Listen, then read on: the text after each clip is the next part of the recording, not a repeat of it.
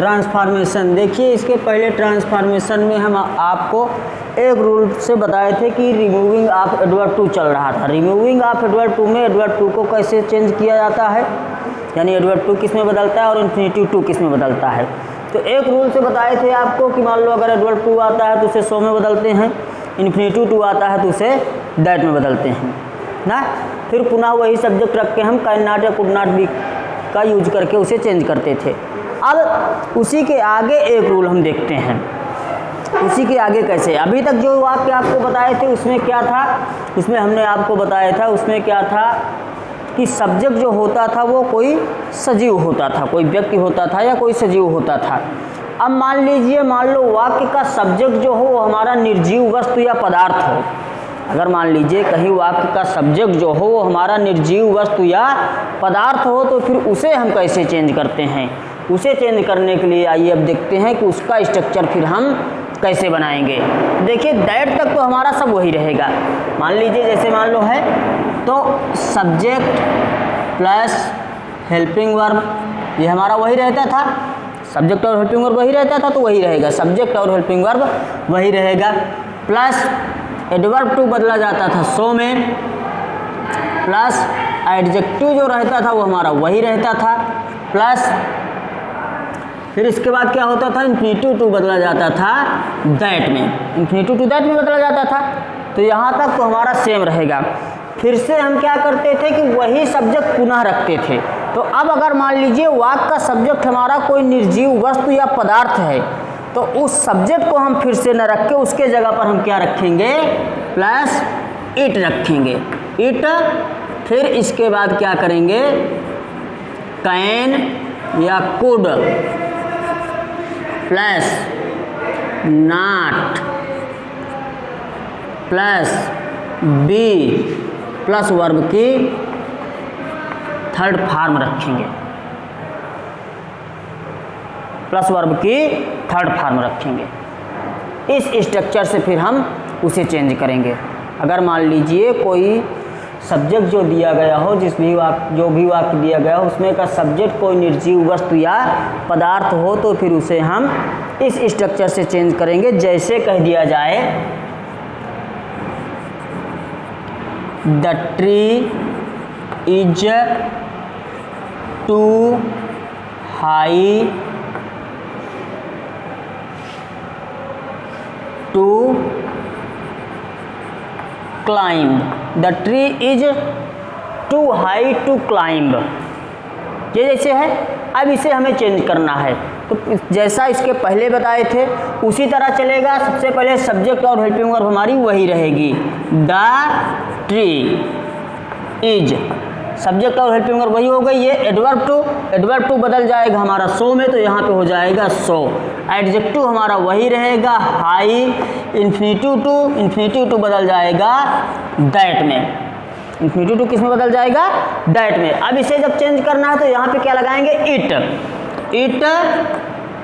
अब कैन या कुड लगाना है, कैसे लगाएंगे, कैन लगाएंगे या कुड लगाएंगे। इसके पहले भी बताए थे कि अगर मान लीजिए जो भी सेंटेंस दिया हो उसकी helping verb is am are है तो कैन नॉट लगाते हैं, और यदि हेल्पिंग वर्ब वाज या वेयर है तो वहाँ पे क्या लगाते हैं, कुड नॉट लगाते हैं। तो यहाँ हेल्पिंग वर्ब क्या है, इज है, तो क्या लगाएंगे, can, it can.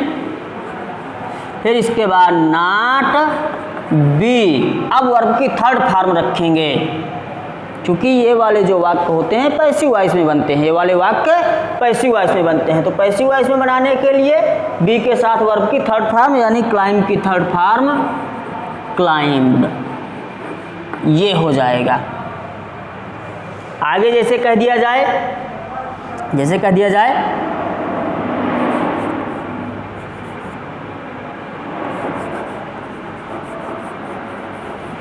The passage is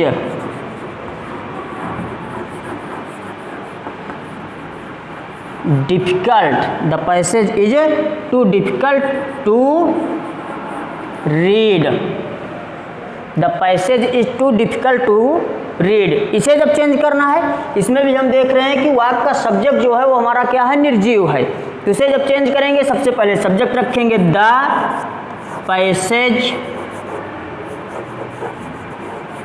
is to किस में बदलेगा, सो में, सो एडजेक्टिव हमारा वही रहेगा, difficult, the passage is too difficult. अब ये इन्फिनेटिव टू किस में बदलेगा, दैट में, तो हो जाएगा दैट। अब इसके बाद क्या करेंगे, इट लगाएंगे, इट। अब कैन या कुड में से लगाना है तो हेल्पिंग वर्ब इज है तो कैन लगाएंगे, कैन नॉट बी लगाएंगे। अब क्या करेंगे, वर्ब की थर्ड फॉर्म, रीड की थर्ड फॉर्म रेड, स्पेलिंग वही रहती है, उच्चारण चेंज हो जाता है। ये हो गया।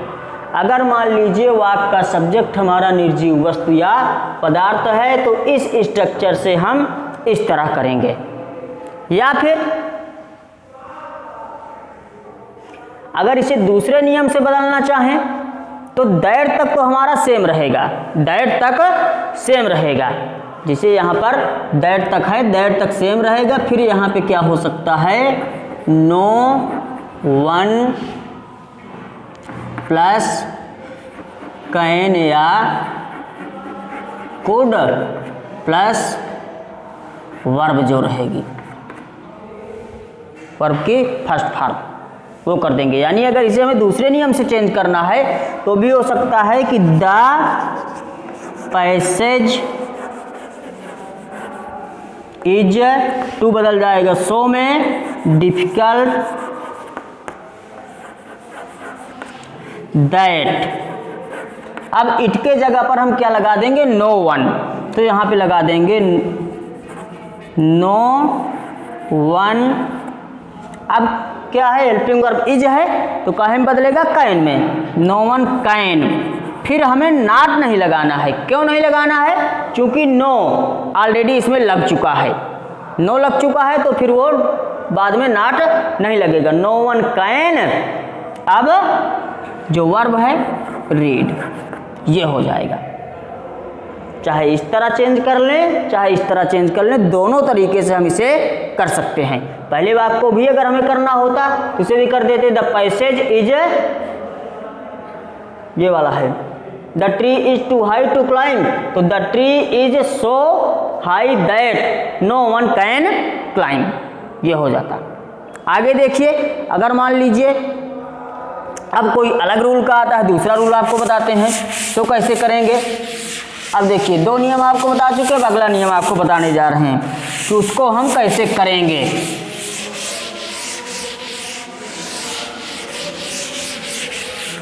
अभी तक आप देख रहे हैं कि दिए गए वाक्यों में एडवर्ब टू और इन्फिनेटिव टू दोनों आ रहा है, एडवर्ब टू और इन्फिनेटिव टू दोनों आ रहा है। मान लीजिए अगर कोई ऐसा सेंटेंस दे दिया जाए कि उसमें केवल एडवर्ब टू का ही यूज किया गया हो, इन्फिनेटिव टू का ना किया गया हो, तो फिर उसे हम कैसे बदलते हैं।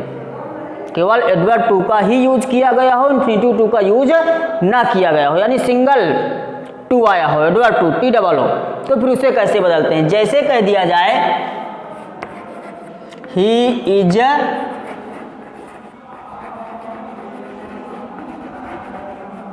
Is too naughty, he is too naughty, ये जैसे लिखा है, इसे मान लीजिए हमें चेंज करना है तो इसे हम 5 तरीके से बदल सकते हैं। अब जिसमें से भी तुम्हारी इच्छा हो बदल लेना, आपको हम बता देते हैं 5 तरीके। पहले इस टू को हम बदल सकते हैं, ही इज टू है, टू को बदल दो सीधे से वेरी में, he is very naughty, he is very Nati.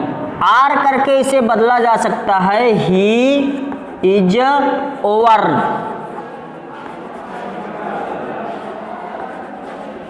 Over naughty, over में हो गया। फिर आर करके इसे बदला जा सकता है एक्सट्रीमली में, he is extremely naughty. Extremely का मतलब होता है अत्यंत, ही इज एक्सट्रीमली नाटी। फिर इसके बाद अगर और बदलना है तो इसमें होता है एक फ्रेज हुआ करता है beyond the proper limit, beyond the proper limit. तो टू को हटा देंगे, पहले पूरा वाक्य लिख देंगे, फिर सबसे लास्ट में हम बियॉन्ड द प्रॉपर लिमिट जोड़ देंगे टू को हटा के। जैसे ही इज टू नॉटी, तो ही इज टू को हटा देंगे, पूरा वाक्य लिखेंगे, पूरा वाक्य है नाटी, ही इज नाटी। टू को हटा दिए, टू के जगह पर सबसे लास्ट में लिख देंगे बियॉन्ड द प्रॉपर लिमिट। ये हो गया, 4 हो गए। 5वां और लास्ट रूल जो है उसमें से कैसे चेंज करते हैं उसमें देखिए। उसमें क्या होता है, सब्जेक्ट और हेल्पिंग वर्ब हमारी वही रहेगी, ही इज। अब क्या है, टू नॉटी, तो इसमें से चेंज करते समय हम जो भी एडजेक्टिव होगा उसकी कंपैरेटिव डिग्री रखेंगे, एडजेक्टिव की कंपैरेटिव डिग्री रखेंगे। तो क्या हो जाएगा, नाटी की comparative degree more naughty, he is more naughty. अब कंपैरेटिव डिग्री की पहचान देन होती है, तो निश्चित है इसमें भी देन लगेगा, ही इज मोर नाटी देन। पुनः वही सब्जेक्ट रखेंगे, ही, वही सब्जेक्ट है ही, तो पुनः वही सब्जेक्ट रख देंगे। फिर इसके बाद हम शुड बी का प्रयोग कर देंगे, बस ही शुड बी, जो भी सब्जेक्ट होगा। अगर मान लीजिए सब्जेक्ट दूसरा होता तो फिर वो सब्जेक्ट रख देते। ये 5 रूल से हम बदल सकते हैं। अगर मान लीजिए केवल एडवर्ब टू आ रहा हो तो एडवर्ब टू को किस में बदल सकते हैं, वेरी में बदल सकते हैं, ओवर में बदल सकते हैं, एक्सट्रीमली में बदल सकते हैं, या फिर लास्ट में एक फ्रेज रख के बियॉन्ड द प्रॉपर लिमिट, या फिर एडजेक्टिव की कंपैरेटिव डिग्री रख के बदल सकते हैं। ये हो गया। अगर मान लीजिए, चलिए इसी का और एक एग्जांपल देख लेते हैं, उसे कैसे करते हैं। इन्हीं 5 रूल से बदला जाएगा। एक एग्जांपल और बता देते हैं आपको।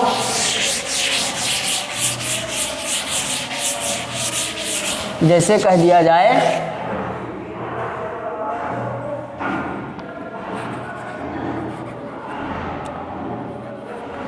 शी वाज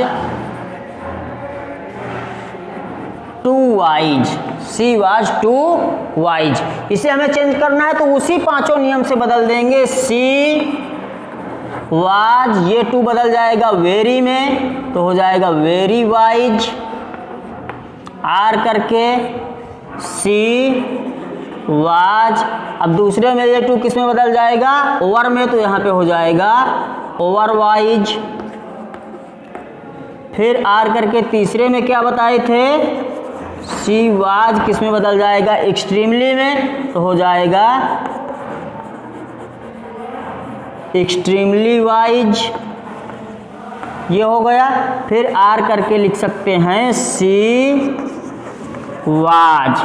अब इसमें क्या करते थे, टू को हटा देते थे और जो एडजेक्टिव होता था उसे पहले ले आते थे। तो टू को हटा देंगे, एडजेक्टिव क्या है, वाइज, एडजेक्टिव रख दिए हेल्पिंग वर्ब के बाद। इसके बाद क्या करेंगे, जो फ्रेज है बियॉन्ड द प्रॉपर लिमिट उसे जोड़ देंगे।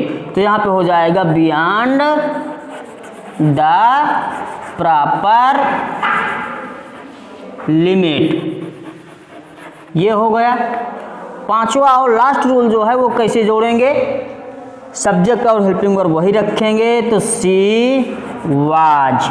अब एडजेक्टिव की कंपैरेटिव डिग्री, एडजेक्टिव क्या है, वाइज, वाइज की कंपैरेटिव डिग्री वाइजर, तो सी वाज वाइजर देन, क्योंकि देन पहचान होती है कंपैरेटिव डिग्री की, देन। पुनः वही सब्जेक्ट, सब्जेक्ट क्या है, सी, तो पुनः वही सब्जेक्ट रखेंगे सी। फिर इसके बाद क्या लगा देंगे, should be, she should be. ये हो गया। 2 रूल आज आपको बताए। इसके बाद जो रूल बचते हैं उसे फिर हम आगे की वीडियो में बताएंगे।